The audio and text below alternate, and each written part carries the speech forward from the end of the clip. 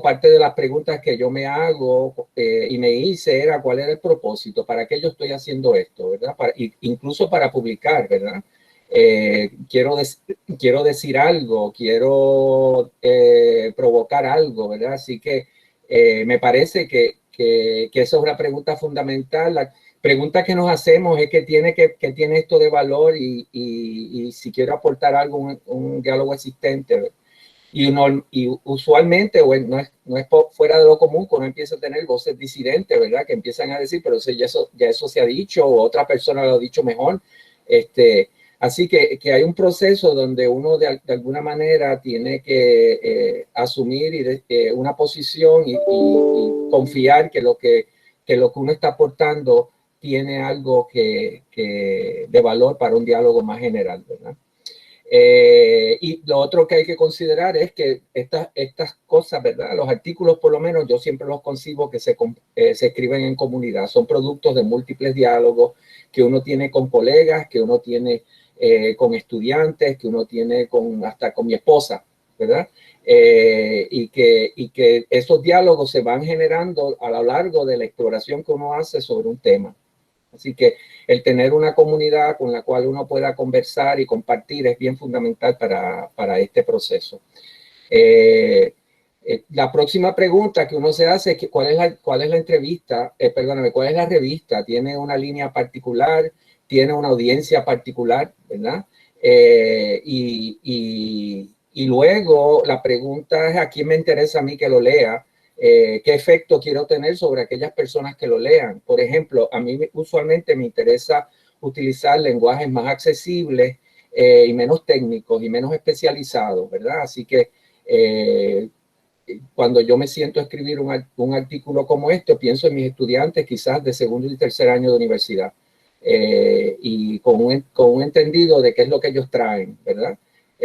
Puede haber artículos que a veces uno puede escribir para grupos que están más especializados en un lenguaje que otro, y entonces uno hace las modificaciones correspondientes. Pero esa idea de mantener la audiencia y el propósito me parece que es bien importante. Lo próximo es que es la forma de cómo tú piensas cuando estás escribiendo algo, ¿verdad? Yo pienso que los artículos son como un género literario, ¿verdad? Así que al ser un género literario, pues tú tienes artículos que se escriben desde tercera persona, distantes, que siguen unos protocolos particulares. Hay otros artículos que son más de ensayo, hay artículos que son más de reflexión personal. Así que, ¿cómo quiero escribir esto? No hay una sola forma de redactarlo, no hay una sola forma de decir lo que quieres decir. Y básicamente tu relato y la forma que tú vas a contar tu historia tiene mucho que ver con tu audiencia, tiene mucho que ver con lo que tú tienes, lo que quieres decir y con la apertura que tú le puedes dar a esas múltiples voces que pueden nutrir lo que finalmente aparece en la página. Entonces, en el proceso de escribir, una de las cosas que yo he encontrado es que para mí escribir es doloroso. Yo sufro mucho, ¿verdad? De verdad. Es una actividad de mucho sufrimiento. Mi esposa estudia literatura comparada y ella produce escritos en una hora, 3 páginas, ¿por qué no puede escribirlo? Ahora está estudiando el doctorado en estudios hispánicos y descubrió que la redacción académica era diferente a la redacción de artículos, bien diferente, y está sufriendo igual que yo. Pero ella por lo menos, ¿verdad? Yo asumo que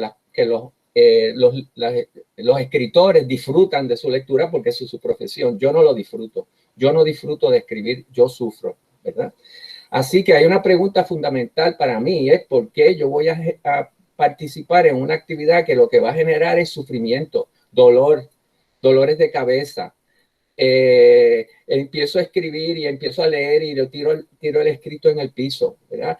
Así que una pregunta que ¿verdad? Que me parece que es importante es ¿para qué pasar por todo eso? Así que el propósito que uno tiene debe ser lo suficientemente inspirador para moverse.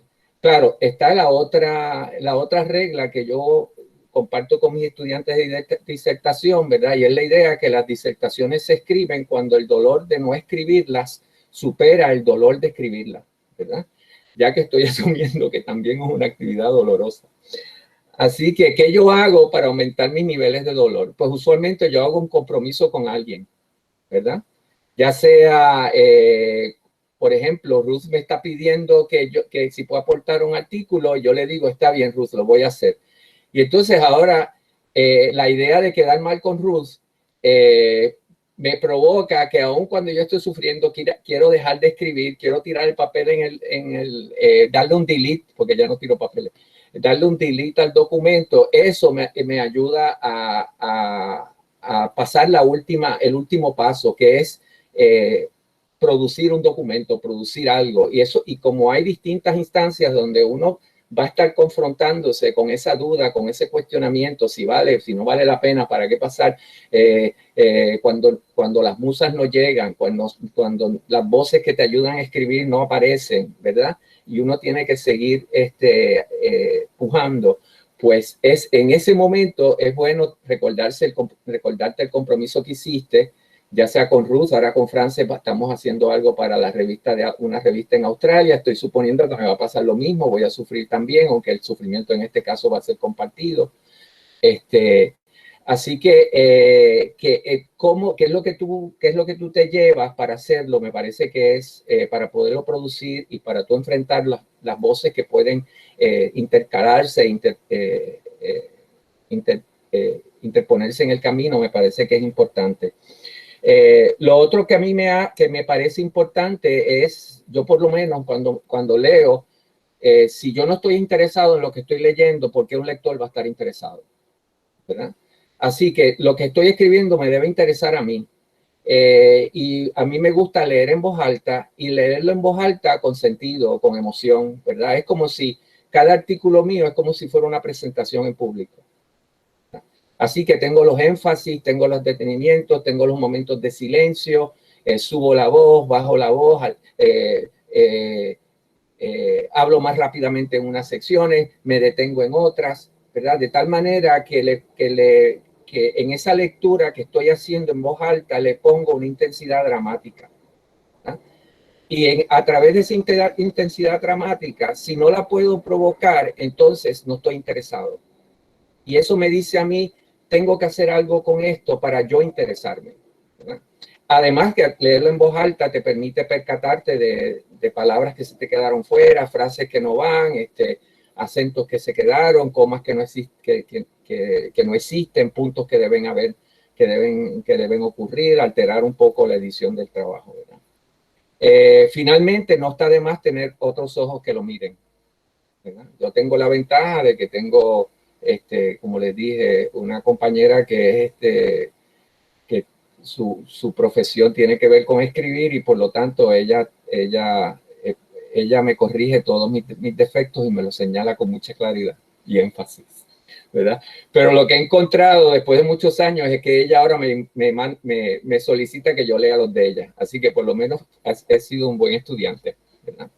Así que el que tú tengas a alguien que te lo lea, ¿verdad? Y que represente y pueda representar la perspectiva de la audiencia a quien tú le estás escribiendo es bien importante, porque no es para que te dé las buenas noticias, ¿verdad? No es para que te diga que tú eres fabuloso y escribiste maravillosamente bien, ¿verdad?